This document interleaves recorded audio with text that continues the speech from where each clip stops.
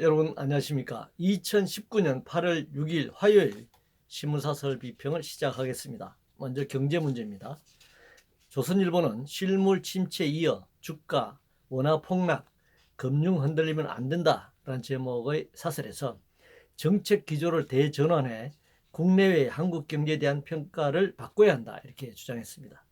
중앙일보는 블랙먼데이 국민 불안감 줄여 줄 정책이 필요하다라는 제목의 사설에서 재탕 삼탕식 부품 소재 대책에 시장은 실망하고 있다. 북미사일 도발 속 평화 경제론 설득력이 부족하다. 나라 개조한다는 각오로 규제 확실히 손봐야 한다. 이렇게 주장했습니다. 동아일보는 미중 무역 전쟁발 블랙먼데이 글로벌 폭풍 휩싸인 한국 경제라는 제목의 사설에서 경제정책의 안정적 운용과 산업 경쟁력 강화로 대내외 위기 상황에 대비해야 한다 이렇게 주장했습니다. 한국경신문은 경제 활력 꺾는 반시장 규제 전면 재정비하자라는 제목의 사설에서 소재 부품 산업의 기술 자립에는 상당한 시간이 필요하다. 기업 전문가 집단 잠재력 극대화해서 내부 역량 키우고 시장 발목 잡는 규제 전수조사해 전화위복 계기 삼아야 한다 이렇게 주장하고 있습니다. 매일경제신문은 한국 경제 복합 위기 정책 패러다임 전환을 촉구한다는 제목의 사설에서 기업인이 인정받고 존중받는 사회 분위기를 조성해야 한다. 문화일보는 백적간도 한국 경제 성장으로의 대전환 외엔 길 없다 이렇게 주장하고 있습니다. 한국 경제 재평가, 국가 개조, 산업 경쟁력 강화, 성장 전략, 정책 패러다임 전환 등 문재인 정부의 경제 정책을 비판하면서 기존의 수출 주도 성장 전략을 여전히 주문하고 있네요. 세계 경제 후퇴, 중미 무역 전쟁, 일본의 한국 경제 보복으로 수출에 제동이 걸리고 있는 상황에서도 수출 주도 성장 전략을 제시하고 있는 셈입니다. 이는 자본의 이윤 추구 전략이자 경제 책임의 노동자 증가와 추가 착취 전략이라고밖에 할 수 없습니다. 일본의 경제 보복 관련된 사설입니다. 조선일보는 국민이 대통령 보고 불안해지면 어찌 되는가라는 제목의 사설에서 일본 경제가 우리보다 우위에 있는 것은 경제 규모와 내수 시장, 남북 경제 협력으로 평화 경제가 실현된다면 단숨에 일본 경제의 우위를 따라잡을 수 있다라고 주장한 부분을 비판하고 있습니다.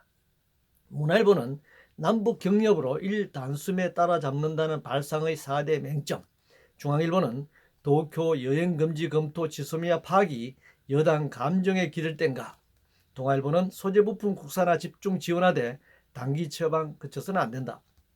한국경제신문은 일본과의 분쟁 대응 치열하고 차분해야 한다. 매일경제신문은 대일 수출 규제 우리 기업 피해가 더 컸선 안 된다 이렇게 주장했습니다. 당장 일본이 핵심 부품을 수출하지 않아 입을 타격을 수습하고 기술 격차를 극복할 방안을 마련해야 하는데 남북 경협으로 일본을 따라잡는다는 주장은 정치적 언사로도 별로 바람직하지 않아 보입니다. 현재의 국면을 돌파하는 데 있어서 매우 비현실적이기 때문입니다. 기술 격차를 극복하려면 기술 격차 극복 방안을 제시해야 합니다. 그리고 기술 혁신을 위한 경영 혁신을 동시에 추진해야 하는 것이죠. 재벌 대기업에 매달릴 것이 아니라 이 기회에 재벌 체제를 근본적으로 혁신해야 합니다. 내년도 예산에 1조 플러스 운운하는 것으로는 턱없는 일입니다. 재벌 사내유보금을 환수해서 적극적인 기술 개발에 집중해야 합니다. 장시간 노동이나 산업안전조치 완화 같은 뻘짓은 말아야 하는 것이죠. 주 52시간 이상 장시간 노동으로 내몰아 기술 격차를 극복하겠다는 것이 말이나 되는 소리입니까?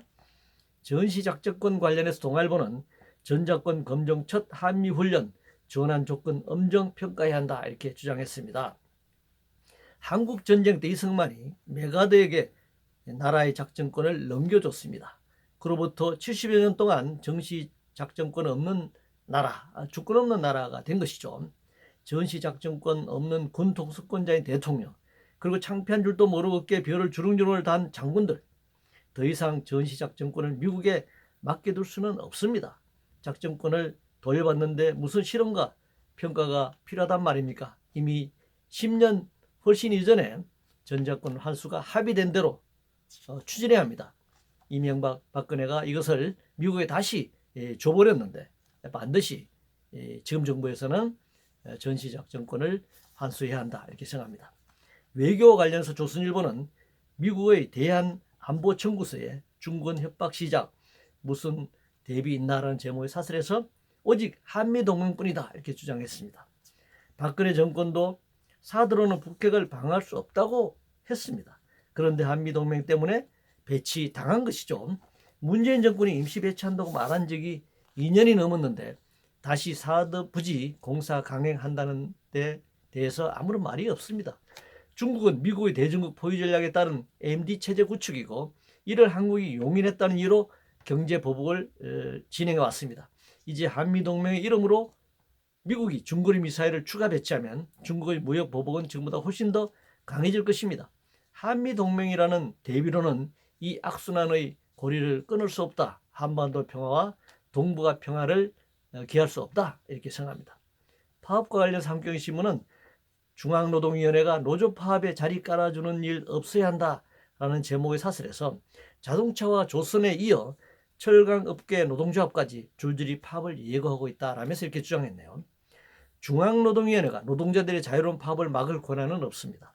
만약 중노위가 노동자 파업을 막는 기구라면 국제노동기구 협약, 헌법을 무시하는 불법적 기구가 되는 것입니다.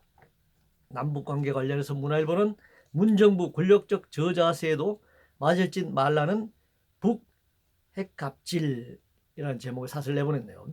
한반도 비핵화, 남북 군사합의 등으로 대화를 한반도 평화를 정착시키자고 말하면서 공격적 한미 군사훈련을 실시하고 이에 맞서 북한이 미사일을 발사한다면 평화 협상은 교착 상태에 빠질 수밖에 없습니다.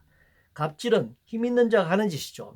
북한이 몇 개 핵을 가지고 핵갑질을 한다면 수천 개의 핵무기를 가지고 있으면서도 이란과 핵 협약도 탈퇴하고 러시아의 중거리 핵전략 협약을 파괴하는 미국은 몇 갑질인가요? 묻고 싶습니다. 이상으로 2019년 8월 6일 화요일 신문사설 비평을 모두 마치겠습니다.